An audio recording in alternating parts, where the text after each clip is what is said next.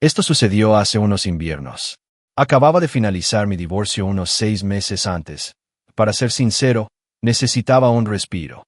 Cristina, mi novia en ese momento, sugirió que hiciéramos un viaje a algún lugar tranquilo, algo diferente al caos con el que yo había estado lidiando. Encontramos una casa de alquiler en un lago al norte de Nueva York y la reservé por una semana sin pensarlo mucho. El lugar era exactamente lo que buscaba. Una casa moderna pero acogedora situada justo a la orilla del lago, rodeada de bosques y con solo un puñado de otras propiedades dispersas por la costa. La mayoría estaban vacías. No era exactamente la temporada alta para vivir frente al lago. Me gustó eso, la verdad. Solo quería estar lo más lejos posible de la civilización. El anfitrión no iba a estar allí, pero nos dio instrucciones detalladas sobre dónde encontrar las llaves, algunas cosas sobre la casa, ya sabes, lo típico de Airbnb. Llegamos por la mañana. Al entrar, había un pequeño paquete en los escalones de la entrada esperándonos. No tenía dirección de remitente, solo una pequeña nota escrita a mano que decía: "Ikud. Disfruten su estancia. Asegúrense de mantenerse calientes y Ikud". Esa parte fue algo tierna, pero había algo más en el paquete, una cajita de fósforos. Pensamos que era algún tipo de regalo de bienvenida, uno raro, pero inofensivo. Cristina se rió y bromeó diciendo que la gente del norte del estado siempre ha sido un poco extraña, y eso fue todo. Los 2 días siguientes fueron exactamente lo que queríamos. Largas caminatas por la nieve, bebidas calientes junto a la chimenea, paz y tranquilidad total. Ah, sí, debo mencionar que la nieve había estado cayendo constantemente desde que llegamos. No llegaba a ser una ventisca porque no había mucho viento ni niebla, pero había suficiente nieve para que el paisaje pareciera intacto. Era perfecto. Debo describir un poco la distribución de la casa. El dormitorio principal estaba en el segundo piso. Tenía unos ventanales enormes frente a la cama que daban al lago. El techo, o al menos las ventanas, debían de ser bastante delgados porque podíamos oír el repiqueteo de los copos de nieve desde el interior, lo cual era un toque muy agradable. También había una claraboya, así que podíamos dormirnos viendo el cielo y la nieve. Algún tiempo después de la medianoche de la tercera noche, me desperté por un sonido. Apenas era audible sobre el sonido del viento y la nieve. Lo primero que noté fue la tormenta. La nevada se había vuelto considerablemente más fuerte desde que me dormí y el exterior empezaba a parecerse más a una ventisca. Volví a concentrarme en el sonido y me di cuenta de por qué destacaba. Sonaba artificial, casi mecánico, a diferencia de los sonidos naturales que esperarías oír en la naturaleza. Me levanté silenciosamente de la cama, con cuidado de no despertar a Cristina, y crucé la habitación. Miré por la ventana y vi lo último que esperaba ver: una motonieve. Se movía lentamente por el hielo. Sé que no es lo más anormal del mundo. La gente conduce motonieves en lagos congelados todo el tiempo, pero me sentí muy confundido por lo tarde que era. Como dije, la nieve caía con más fuerza ahora, así que la visibilidad no era buena, pero aún podía distinguir la silueta. El conductor se movía con cautela, como si no estuviera del todo seguro del hielo, y de repente se detuvo por completo. Observé cómo la persona bajaba y empezaba a agitar las manos como si estuviera en apuros. Parecía que estaba gritando, pero no podía distinguir lo que decía. Para mi horror, me di cuenta de que miraba en dirección a nuestra casa. ¿Sabían que estábamos allí? Era imposible. De cualquier manera, parecía que necesitaba ayuda, así que desperté a Cristina y le conté lo que pasaba. Luego me vestí, bajé y salí a la terraza. Hacía un frío glacial, incluso con las capas que llevaba puestas. En cuanto abrí la puerta, recibí otra sorpresa. La persona en el hielo era una mujer.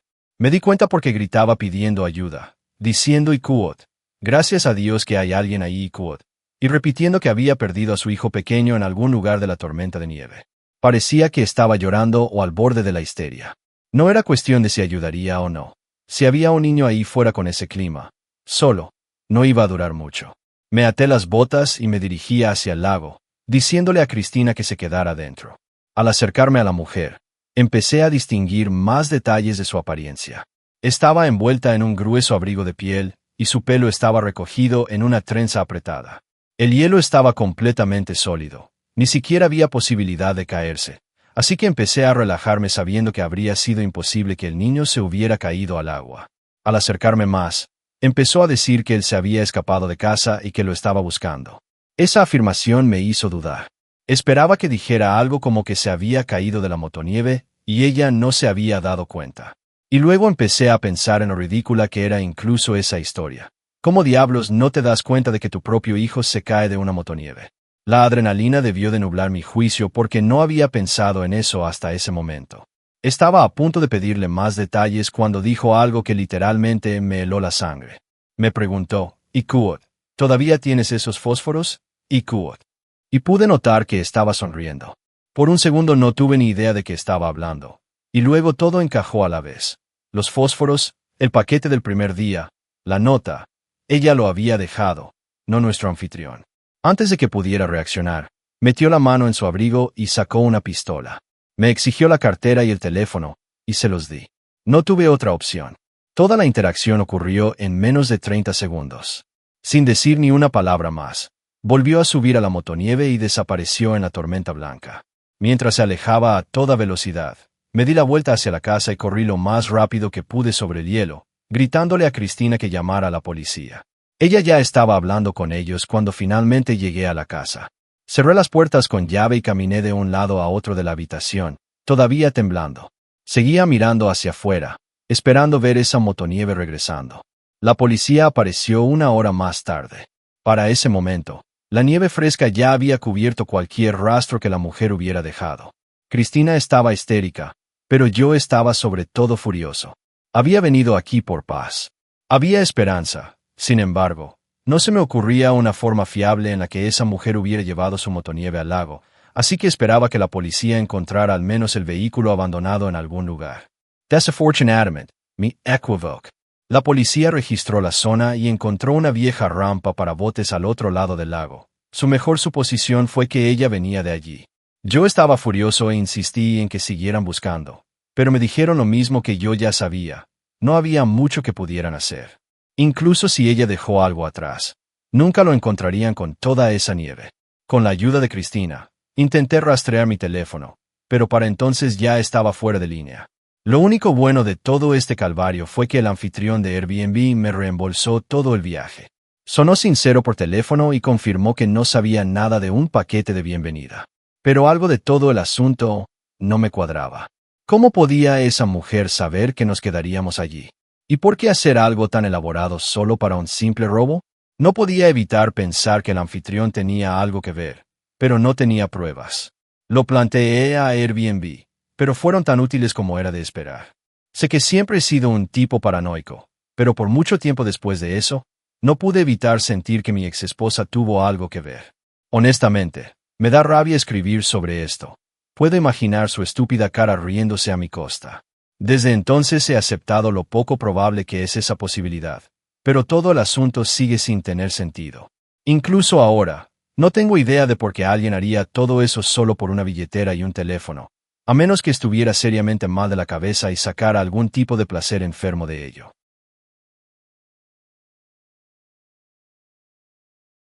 Mi familia tiene una casa en un lago del norte de California que visitamos durante un par de semanas cortas al año durante el mejor clima del verano. Tiene 2 pisos y un ático. Cuando mi hermana menor y yo éramos pequeñas, solíamos subir al ático y fingir que estábamos acampando con sacos de dormir.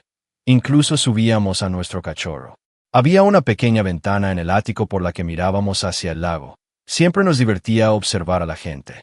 En nuestra adolescencia temprana, nos volvimos demasiado grandes para que ambas estuviéramos cómodas en el ático, así que eso puso fin a nuestras travesuras con los sacos de dormir.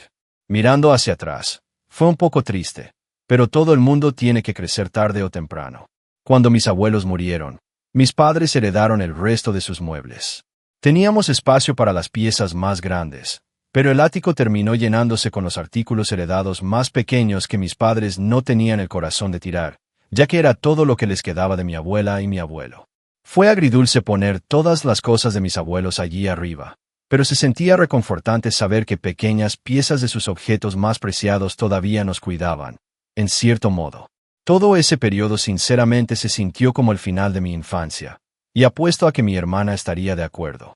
A medida que crecimos, se volvió más difícil para mi familia ir a la casa del lago debido a mis estudios y al trabajo de mis padres.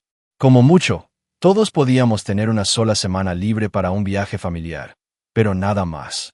Mis padres no querían alquilarla durante los muchos meses que no estábamos allí porque tenían miedo de que inquilinos sospechosos robaran o rompieran sus antigüedades. Así que, durante la mayor parte del año, estaba más o menos abandonada, solo mantenida por los jardineros. Pero hace unos años conocieron a un veterano local de edad avanzada que ahora trabajaba como restaurador de artesanía antigua, y finalmente firmaron un contrato de arrendamiento de un año con él, confiando en que no maltrataría el lugar. Era un hombre pequeño y desfigurado, con pelo blanco y una de esas barbas toscas y grasientas. Todos pensamos que se veía un poco extraño, con una voz rasposa y desagradable a juego, pero mi padre conectó con él por su pasado militar. Mi papá nos decía para tranquilizarnos que ninguno de nosotros entendía lo que era dar la vida por tu país y que tipos como él merecían un buen trato en un lugar para quedarse. Realmente no teníamos voz en lo que mi papá decidía hacer, pero puedo decir de primera mano que este anciano me daba muchísima grima. Además de eso, todos estábamos un poco resentidos por el hecho de que mi papá firmara el contrato con el tipo, porque también significaba que no podríamos visitar la casa del lago en verano. De todos modos, mis padres necesitaban el dinero extra mientras nos pagaban la universidad, así que mi hermana y yo lo superamos. Aunque nuestros padres confiaban en él para que no incendiara el lugar, lo vigilaban periódicamente a través de los jardineros. Además, mis padres tenían que asegurarse de que no se hubiera caído o tuviera algún problema que hubiera pasado desapercibido. Estas revisiones indirectas parecían la solución perfecta. No nos metíamos en sus asuntos, pero teníamos tranquilidad. Podrías llamarlo un poco invasivo, pero este tipo estaba recibiendo un trato excelente por el lugar de todos modos. Supongo que a un tipo viejo y descuidado en el ocaso de su vida, no le importarían las preguntas ocasionales de unos jardineros relajados. De todos modos, no es que fuera capaz de mantener físicamente la casa del lago por sí mismo. Mi papá razonaba que su alquiler al menos cubría el mantenimiento. A pesar de que parecía haber sido un inquilino decente, todo eso se fue por la borda cuando los jardineros le señalaron a mi madre su comportamiento depredador por teléfono. Le dijeron a mi mamá que, mientras hacían la jardinería de los vecinos, a menudo lo veían sentado de forma extraña en el porche, mirando fijamente a los niños junto al lago. Dijeron que lo habían pillado haciendo otras cosas también que no me siento cómoda repitiendo. Mi mamá era una santa y detestaba absolutamente la idea de un viejo desfigurado observando a los niños mientras era inquilino en su amada casa del lago. Durante meses le habló de esto a mi papá hasta que él no pudo aguantar más. Todavía recuerdo a mi mamá gritándole sobre lo irresponsable que era que estuviéramos alojando a un posible depredador. Mi papá finalmente cedió cuando terminó el contrato de un año. Intentó decírselo con suavidad. Le tenía un gran respeto como veterano. Mi papá mintió y le dijo que planeaban hacer algunas obras en la casa que lo dejarían sin electricidad ni fontanería durante unos meses. El tipo se fue sin protestar mucho. No es que el dinero que mis padres habían ganado con él fuera mucho. Supusieron que podría encontrar otro lugar sin problemas. Mi mamá le dijo a mi papá que dejara de preocuparse tanto por él. Ella quería que se fuera de allí lo antes posible. Así que incluso pagamos un poco extra a los jardineros para que le ayudaran a recoger sus pertenencias. Es cierto que yo también estaba contenta de verlo marchar.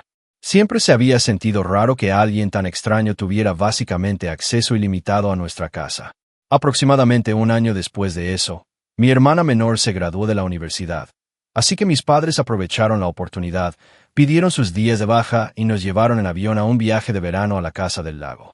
Mis padres habían conseguido recientemente un perro mezcla de labrador negro llamado Bear, a quien mi hermana aún no conocía, así que estaba especialmente emocionada. Saltaré todo lo irrelevante, pero para cuando llegamos a la casa, el sol acababa de empezar a ponerse, así que decidimos dejar a Bear dentro mientras íbamos a cenar al pueblo. La casa no tenía comida ni nada, así que no teníamos otra opción. Antes de irnos, noté que Bear actuaba de forma extraña. Tenía las orejas erguidas y caminaba de un lado a otro como si estuviera esperando algo. Pensé que solo estaba inquieto por el largo viaje y no le di importancia. No estuvimos fuera mucho tiempo, solo lo suficiente para comer y dejar que bajara el calor. Pero cuando volvimos a entrar, algo se sentía mal. En serio, muy mal. Antes de que pudiera decir nada, vi a Bear. Estaba tendido al pie de las escaleras, jadeando con dificultad. Mi hermana gritó y me di cuenta de que había sangre manchando el suelo debajo de él. Mi mamá sacó inmediatamente su teléfono, presumiblemente para llamar al 911. Sin decir una palabra, mi papá fue a la cocina y agarró un cuchillo. Yo hice lo mismo y los dos recorrimos lentamente la casa buscando al intruso. Para cuando llegamos al piso superior, mi papá me hizo una señal para que me detuviera. Tardé un segundo, pero finalmente me di cuenta de lo que estaba mirando. La trampilla del ático estaba abierta. No estaba abierta de par en par, solo una rendija, pero lo suficiente para que pudiéramos ver el débil resplandor de una linterna brillando hacia abajo. No me enorgullece admitirlo, pero estaba petrificada de miedo en ese momento. Si no fuera por mi papá, no sé qué habría pasado. Sin dudarlo, tiró de la trampilla y empezó a subir por la escalera. Esta vez no lo seguí. Tenía demasiado miedo. Escuché, esperando oír algún tipo de pelea, pero no hubo tal sonido. En cambio, unos momentos después, mi papá bajó de nuevo por la escalera, aparentemente tranquilo. Me susurró que era nuestro antiguo inquilino, y pude notar que estaba realmente dividido sobre qué hacer. Mi mamá finalmente subió corriendo las escaleras, y cuando se enteró de lo que pasaba, empezó a gritar con todas sus fuerzas. Mi papá quería dejar ir al tipo, pero mi mamá no lo aceptaba. Ella ya había llamado a la policía de todos modos, así que eso fue todo. Cuando llegó la policía, subieron al ático y bajaron al hombre por la escalera.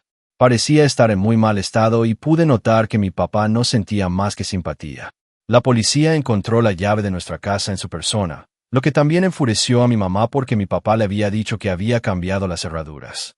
Por suerte, Bear sobrevivió, aunque resultó gravemente herido.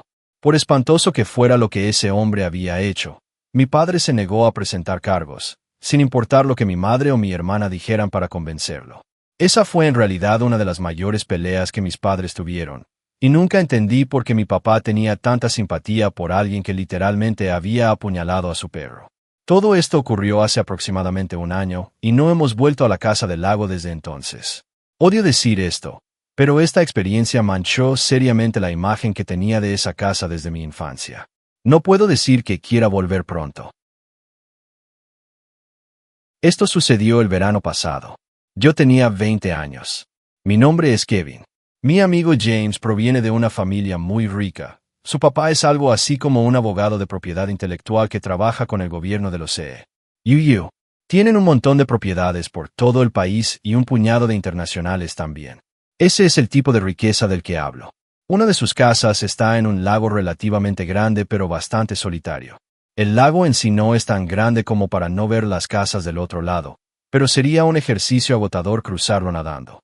Los padres de James nunca estaban, así que él tenía acceso prácticamente ilimitado a esa casa y a menudo invitaba a amigos. Con permiso, por supuesto. Hay algo en estar en el lago que te hace sentir invencible. Es una sensación diferente a la de la playa, eso seguro. No estoy muy seguro de cómo explicarlo, pero tiene una vibra más exclusiva. Ojalá tenga el éxito suficiente para poder permitirme una algún día. Como dije, el lago en sí es bastante solitario. Casas grandes y lujosas bordean el perímetro, pero la mayoría solían estar oscuras y vacías. Muchas eran casas de vacaciones de gente que apenas las usaba. Es una lástima si lo piensas, pero tiene sus ventajas. James montaba las fiestas más locas allí porque normalmente no había vecinos que llamaran a la policía. Pero esta noche fue diferente. Solo estábamos nosotros dos pasando una noche más tranquila. No entraré en detalles, pero acababa de romper con mi novia de 3 años y necesitaba desesperadamente tiempo con un amigo. Estábamos tomando unas cervezas en el muelle cuando noté una luz parpadeando al otro lado del lago. No recuerdo exactamente qué hora era. Al principio pensé que era solo el sol reflejándose perfectamente en algo hacia mi ojo, pero incluso cuando moví la cabeza a un lado, todavía podía verla. Estaba parpadeando como si alguien estuviera encendiendo y apagando una luz repetidamente. Se lo dije a James y los dos nos quedamos fijos en ella intentando averiguar qué podía ser. En algún momento nos dimos cuenta de que el parpadeo no era aleatorio. Seguía un patrón. 3 destellos cortos, seguidos de 3 más largos, seguidos de 3 cortos. Supongo que soy tonto por no saberlo, pero James chasqueó los dedos y dijo que era código Morse. Lo miré como si estuviera loco y le pregunté cuándo demonios había aprendido código Morse. Me dijo que en realidad no lo sabía, pero que sabía lo que significaban 3 cortos, 3 largos y 3 cortos. SOS. Le dije que no me lo creía y saqué mi teléfono, pero para mi sorpresa, tenía razón. Como dije, tal vez soy tonto por no saberlo, pero no soy muy dado a los conocimientos oscuros. El parpadeo continuó durante un minuto más o menos siguiendo ese mismo patrón antes de detenerse abruptamente. Los dos nos habíamos quedado mirando todo el tiempo. Realmente no sabía qué pensar. Podría haber sido una broma, pero siempre existía la posibilidad de que alguien estuviera realmente en problemas. James sugirió inmediatamente llamar a la policía, pero le recordé que habíamos estado bebiendo y aún no teníamos la edad legal. Sinceramente, yo estaba lidiando con un cargo por conducir bajo los efectos del alcohol en ese momento, así que lo último que necesitaba era otro encuentro con la policía. No le gustó esa respuesta y pude notar que estaba dividido por la situación. A los dos no se nos ocurría una explicación racional aparte de un secuestro o algo por el estilo. Pensamos que podría haber sido alguien que se había caído y necesitaba ayuda, pero eso no tenía sentido porque probablemente habrían llamado a la policía. Siempre hemos sido del tipo de chicos aventureros y delincuentes, así que decidimos que valía la pena echar un vistazo nosotros mismos. Si resultaba ser algo serio, llamaríamos a la policía entonces. Entramos de nuevo. El hermano de James tenía un montón de navajas automáticas en su habitación. Era un chico un poco raro, así que agarramos algunas solo para estar tranquilos. James dijo que estaba bien para conducir y que deberíamos rodear el lago hasta esa casa, pero le dije que no me sentía cómodo con eso por razones obvias. Bromeó sobre mi situación y me reí. Si no íbamos en coche, solo había otra opción. Los dos caminamos de vuelta al patio y arrastramos el kayak del papá de James al agua. Al principio nos reíamos, disfrutando de la aventura, pero cuanto más nos alejábamos en el lago, más callados nos quedábamos. Creo que ambos nos dimos cuenta de lo tonta que era la idea, pero ninguno quería ser el que estropeara la diversión. El sol se había puesto casi por completo en ese momento y cada vez era más difícil ver. No estaba totalmente oscuro. Teníamos la luz de algunas de las casas del lago para guiarnos, pero aún así era un poco inquietante. Al acercarnos, la casa apareció a la vista. Era grande, como las otras, pero obviamente no estaba muy bien mantenida. Para empezar, el muelle estaba medio derrumbado. Literalmente la mitad estaba hundida en el agua. El parpadeo también se había detenido, lo cual era una mala señal. Habíamos planeado atar el kayak al muelle, pero obviamente ya no podíamos hacer eso dado lo inestable que parecía. Por suerte, el patio no estaba muy elevado sobre el agua, así que varamos el kayak en el césped, con cuidado de no resbalar en las rocas. Sentí que me subía la adrenalina. Pude notar que James sentía lo mismo. Miramos hacia la casa. La luz había venido del segundo piso. Eso lo sabíamos. James se estaba asustando en ese momento e insistió en que nos fuéramos y llamáramos a la policía. Le dije que tendríamos que volver en kayak hasta su casa para hacer eso, ya que no había cobertura en el lago y tendríamos que conectarnos al wifi. Le recordé que habíamos explorado 1 millón de edificios abandonados antes y que esto no era muy diferente. No le convenció la lógica, pero aceptó de todos modos. Créeme, sé lo tonto que fue esto. Todos a los que les cuento esto comparten la misma opinión, pero nunca he sido de los que toman buenas decisiones, y James tampoco. No fuimos a la puerta principal. Eso habría sido un suicidio. En lugar de eso, rodeamos la casa sigilosamente hasta que encontramos una ventana que estaba sin cerrar. Los dos nos deslizamos silenciosamente dentro. La casa estaba vacía, no solo abandonada, sino vacía, desmantelada. No había muebles ni trastos. Para ser franco, no había señales de que alguien hubiera vivido allí.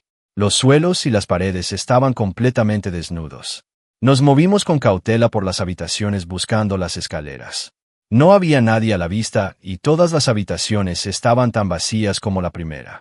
Finalmente encontramos las escaleras y subimos lentamente. Había tomado nota mental de dónde estaba la ventana y caminamos despacio por uno de los pasillos hasta que llegamos a lo que supuse era la habitación de donde venía la luz. Apoyé la oreja contra la puerta y no oí nada. Miré a James. Él asintió y yo empujé la puerta con cuidado.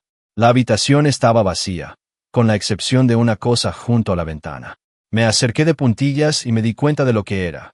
Era uno de esos proyectores viejos y estaba orientado hacia la ventana. Las alarmas empezaron a sonar inmediatamente en mi cabeza. Esto era una trampa. Alguien había preparado esto deliberadamente. James debió de darse cuenta de lo mismo porque lo oí empezar a correr de vuelta por donde habíamos venido, sin siquiera intentar ser silencioso. Me di la vuelta sin pensarlo más y lo seguí. Mientras bajábamos corriendo las escaleras, oí una puerta, presumiblemente la de un armario, abrirse de golpe en la habitación en la que acababa de estar, seguida de rápidos ruidos de pisadas fuertes. Salimos disparados por las escaleras y por la casa hasta esa primera ventana. James saltó y yo fui el siguiente. Mientras salía, oí esos pasos detrás de mí otra vez, bajando las escaleras a saltos. Ni siquiera miré, solo pasé por la ventana y corrí para alcanzar a James, que ya estaba abajo en la orilla del lago. Mientras corría para alcanzarlo, lo oí maldecir y rápidamente me di cuenta de por qué. El kayak no estaba. Me di la vuelta. Desde un lado de la casa, había una persona corriendo hacia nosotros. Apenas podía procesar lo que estaba viendo. Era rápido. No pude verlo bien, pero era grande, definitivamente un adulto. Saqué mi navaja, listo para defenderme.